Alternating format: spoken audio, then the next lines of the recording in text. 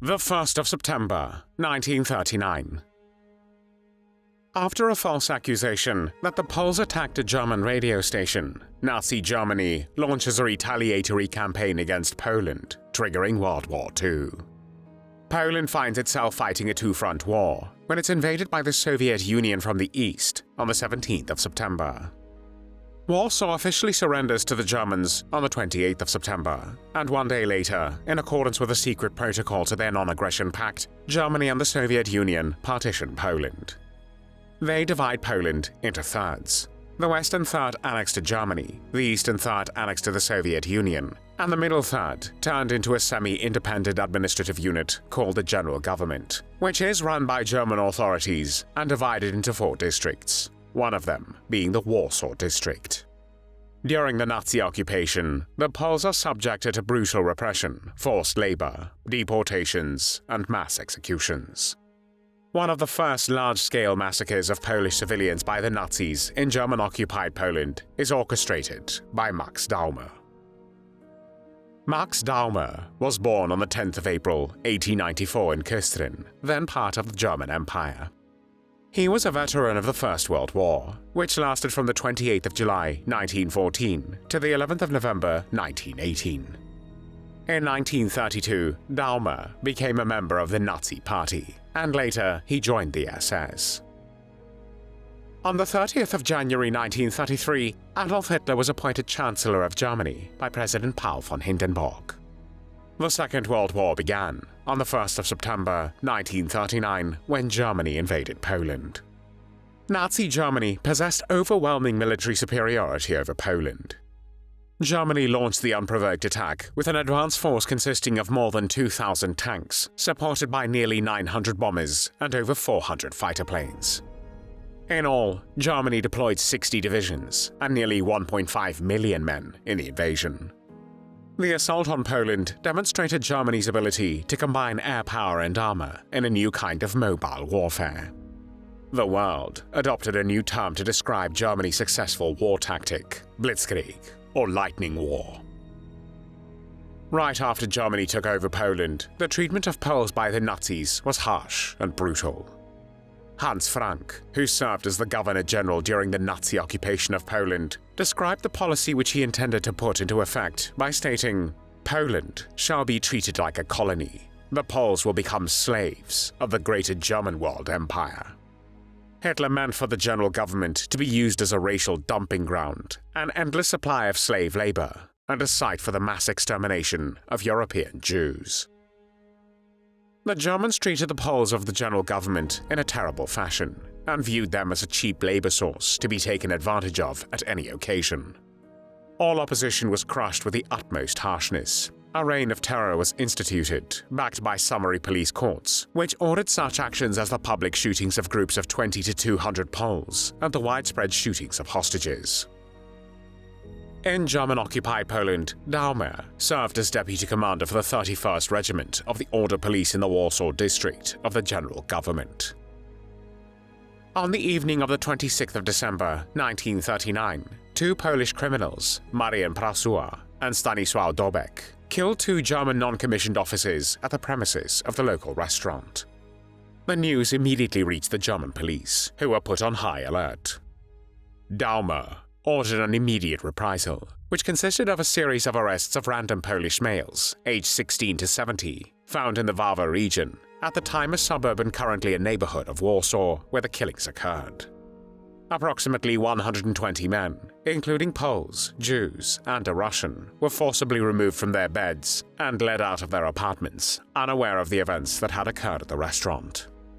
The Germans, wearing helmets, were lined up next to each other, while the searched individuals were forced to pass through the middle, enduring beatings to their heads with wooden rods.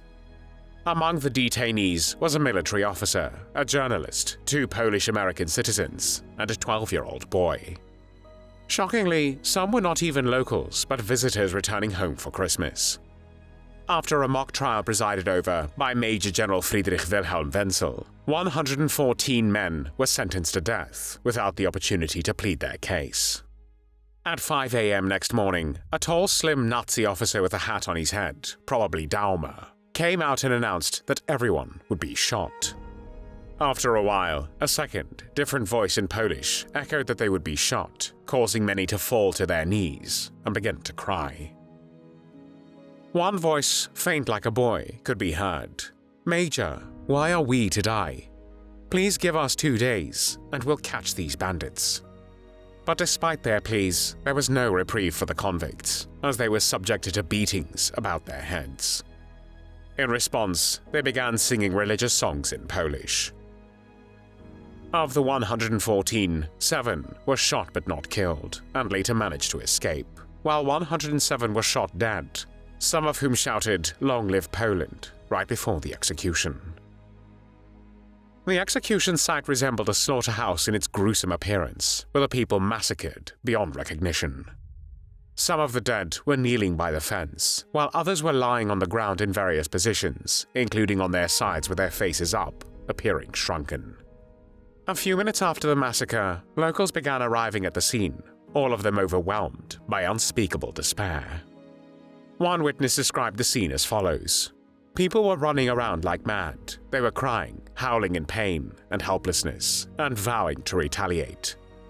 They wanted to take the dead home, putting them on their feet, causing them to come to life and speak up. Because the corpses could not be taken away temporarily, they had to be buried on the spot. So husbands, sons, and fathers were piled into a pit, one next to the other.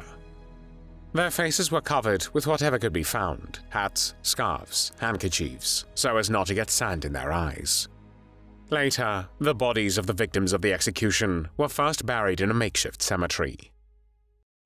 After the exhumation carried out on the 25th to 27th of June 1940 by order of Ludwig Fischer, the governor of the Warsaw district, 76 corpses were buried in the new cemetery in Wawer. Some were taken to Warsaw to their family graves, and the bodies of 11 Jews were buried in a Jewish cemetery, also in Warsaw. The Wawer massacre was one of the earliest massacres to occur in German-occupied Poland, and one of the first instances of large-scale implementation by Germany of the doctrine of collective responsibility in the general government in Poland since the end of the Nazi invasion. Soon after the massacre, a Polish youth resistance organization named Wawer was created.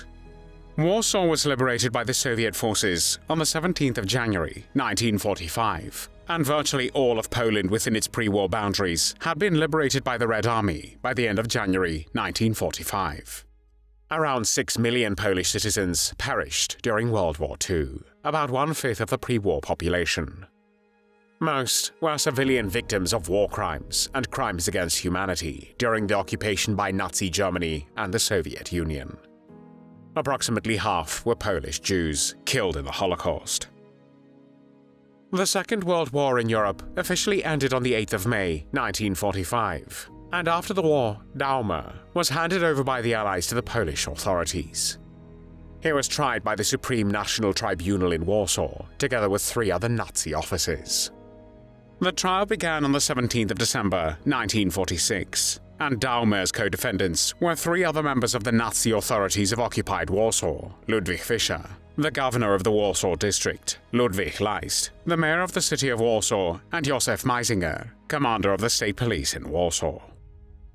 On the 3rd of March 1947, Daume was sentenced to death by hanging for his involvement in the Wawer massacre. Max Daume was 52 years old when he was hanged on the 7th of March 1947 in Mokotów Prison in Warsaw. Wilhelm Wenzel, who presided over the trial of the victims of the Wawer massacre, was extradited to Poland by the Soviets in 1950 and executed in November 1951. There were no tears shed for Max Daume.